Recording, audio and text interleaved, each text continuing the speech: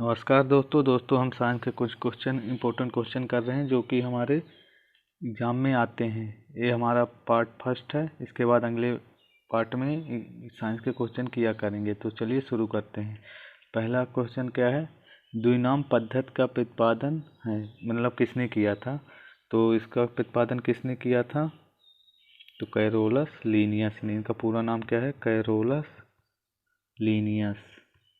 और ये कहाँ के हैं, ये स्वीडन के हैं, स्वीडन के। द्विनाम पद्धति कौन कौन सी थी, पादप जगत और जंतु जगत। द्विनाम पद्धति कौन सी थी, पादप जगत जंतु जगत।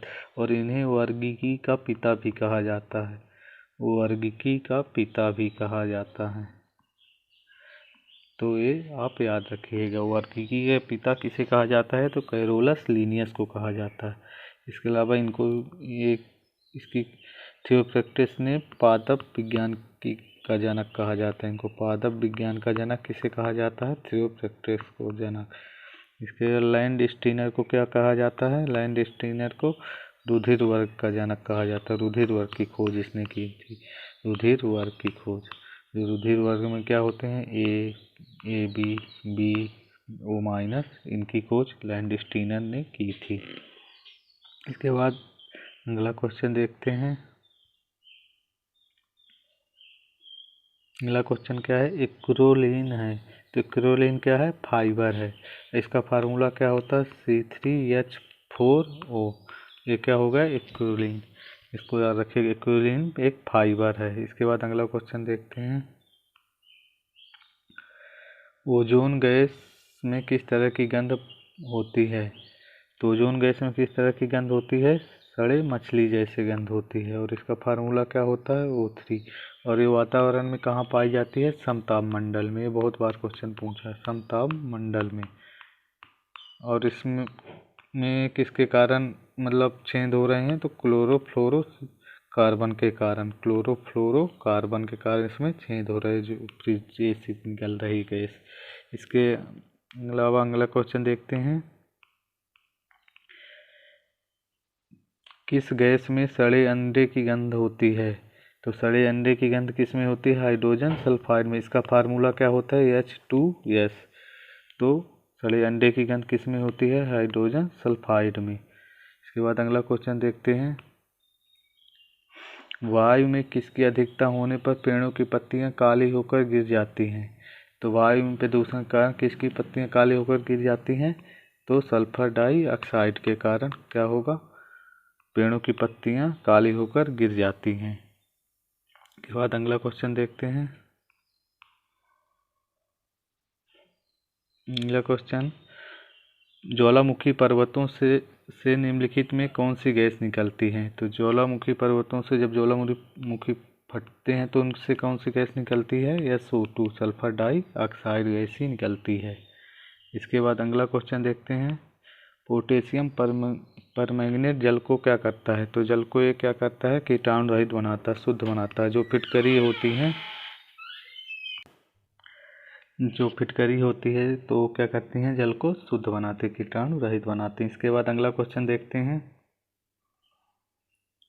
0 डिग्री सेल्सियस से 100 डिग्री सेल्सियस तक पानी को गर्म करने पर पानी का घनत्व क्या होता है। तो 0 से 100 डिग्री सेल्सियस तक पानी को गर्म करने पर क्या होगा, उसका घनत्व 4 डिग्री सेल्सियस तक बढ़ता है। जब पानी को हम 0 से 100 डिग्री तक गर्म करते हैं तो 0 से 4 डिग्री सेल्सियस तक क्या होगा, यहाँ पे घनत्व तो बढ़ेगा, यहाँ पे बढ़ता है। इसके आगे जब 4 से 100 डिग्री सेल्सियस तक जाते हैं तो घनत्व क्या होता है, कम होता है, मतलब कि पतला होता जाता है पानी। तो 0 से 4 डिग्री सेल्सियस तक बढ़ता है और फिर घटता है। इसके बाद अगला क्वेश्चन देखते हैं। बंद कमरे में स्टोव अंगीठी का प्रयोग न करने की सलाह निम्नलिखित में किस कारण से दी जाती है। तो किस कारण से दी जाती है, क्योंकि एक वहाँ पे कार्बन मोनोऑक्साइड की अधिकता हो जाएगी, जिसके कारण क्या होगा, घुटन होने लगती है और लोगों की मृत्यु भी हो जाती है।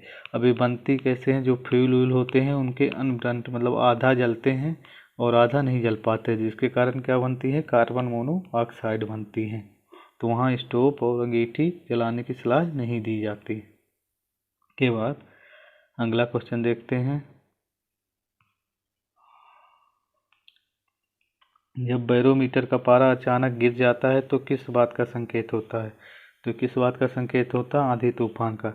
जब बैरोमीटर का पारा मान लीजिए ऊपर है, चढ़ा है, तो मतलब प्रेशर ज़्यादा है, प्रेशर हाई है। और जब अचानक से नीचे गिर गया तो क्या हो जाएगा? प्रेशर लो हो जाएगा, मतलब कम जाएगा। तो जो वायु है हाई प्रेशर से कहाँ चलेंगी? लो प्रेशर की तरफ। हवा हाई प्रेशर से लो प्रेशर की तरफ तेजी से भागेगी, जिसके कारण क्या होगा? आंधी और तूफान आ जाएंगे। इसके बाद अगला क्वेश्चन देखते हैं। अगला क्वेश्चन, पेंडुलम दोलक को चंद्रमा पर ले जाने पर इसकी समयावधि क्या होगी? मतलब बढ़ेगी, घटेगी, क्या रहेगी? तो इसकी बढ़ती है। अब बढ़ती क्यों है? क्योंकि जो आवर्तकाल का फार्मूला होता है क्या होता है? 2 पाई L/g होता है।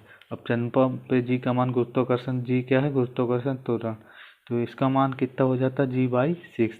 तो जी की जगह g/6 रखिए तो कितना आ जाएगा? T = 2 पाई √L/g। और g/6 होगा तो ये कहाँ चला जाएगा? 6 ऊपर। तो कितने गुना बढ़ जाएगी? √6 गुना क्या हो जाएगी? t बढ़ जाएगा। तो मतलब आवर्तकाल क्या हो जाएगा? चंद्रमा पे बढ़ जाएगा। इसके बाद अगला क्वेश्चन देखते हैं। पानी की स्थायी कठोरता को किसके प्रयोग द्वारा दूर किया जाता है? तो पानी की स्थायी कठोरता को किसके द्वारा? CaOH का होल्टॉय के द्वारा दूर करते हैं। पानी में कठोरता होती कितनी है? तो पानी में कठोरता कितनी होती है? 2। एक तो परमानेंट स्थायी कठोरता और दूसरी क्या होती है?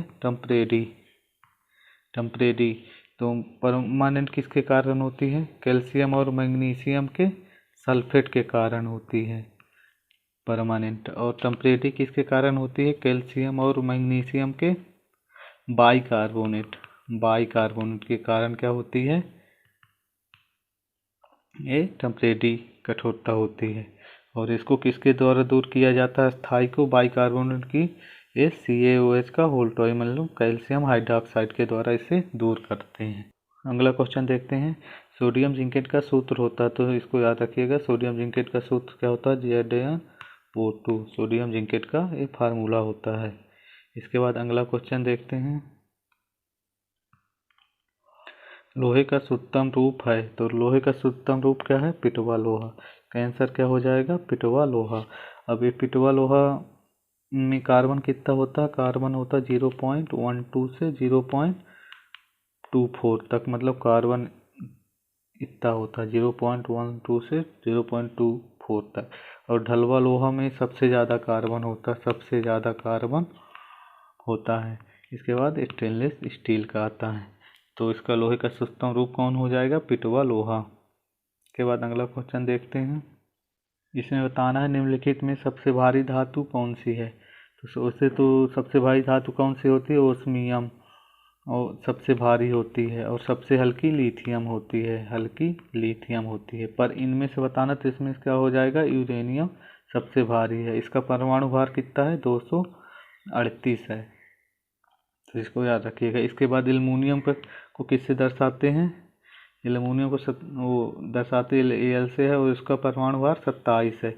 ऐसे तांबा का Cu का कितना है? 64 है, 64 है। ऐसे चांदी का कितना है? Ag 108 है। तो इनको याद रखिएगा। चांदी का परमाणु भार 108, कॉपर का 64 और एल्युमिनियम का 28। इसके बाद अगला क्वेश्चन देखते हैं। धातु के ऑक्साइड प्रायः होते हैं, तो क्या होते हैं? धातु के ऑक्साइड प्रायः क्षारीय होते हैं। तो धातु के ऑक्साइड होते क्या हैं? M जैसे कि धातु है इसका ऑक्साइड, कैल्शियम ऑक्साइड ऐसे। इसके बाद जो pH स्केल होती है 0 से 14 तक होती है। तो 0 से 7 तक क्या होते हैं? अम्लीय होते हैं। और 7 से 14 तक क्या हो जाएंगे? क्षारीय हो जाएंगे।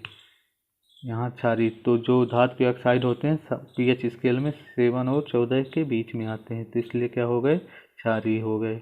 इसके बाद अगला क्वेश्चन देखते हैं। धातु के ऑक्साइड। तो धातु के ऑक्साइड क्या होंगे? अम्लीय होंगे। इसको याद करने का। आ से शुरू हो रहा है और आ इसमें भी आ रहा था। धातु के ऑक्साइड अम्लीय होते हैं। pH स्केल में 0 से 7 के बीच में इनकी पीएच वैल्यू होती है तो क्या हो गए, अम्लीय हो गए। और जिनकी सेवन होती है वो न्यूट्रल होते हैं, मतलब उदासीन होते हैं।